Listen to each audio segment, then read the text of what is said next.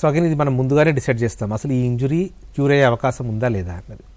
And దాన్ని బట్టి we advise either you go in for physiotherapy or exercises, strengthening exercises కానీ ఇలాంటిది. Or ఒక్కోసారి సివియర్ ఇంజరీ ఉన్న దగ్గర where we know it is not going to heal, we directly advise for a surgery చేసిన దగ్గర ఆ తర్వాత ఫాలోఅప్కి we send them for physiotherapy so that ఈ రీహాబిలిటేషన్ ఇదంతా కావడానికి. చాలామంది అడుగుతుంటారు అది ఎంతకాలం చేయాలన్నది. It is a bit variable, అంటే మనం ప్రాబ్లమ్ని బట్టి ఉంటుంది. ఇప్పుడు షోల్డర్ డిస్లొకేషన్ అలాంటి దానికి చేసామనుకోండి, దానికి ఒక టైం పీరియడ్ ఉంటుంది. అదే ఇప్పుడు నీలో ఒక ఏసీఎల్ లిగమెంట్ లాంటి దానికి చేసామనుకోండి, దానికి టైం పీరియడ్ డిఫరెంట్ ఉంటుంది.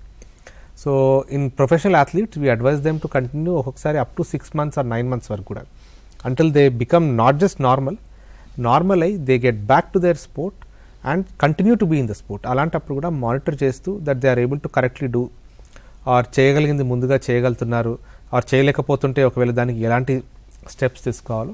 So it's a combined effort and it is a long term effort. అంటే ఏదో ఒకరోజు చేసుకొని వెళ్ళిపోతే నయం అవుతుంది అన్నది కాదు.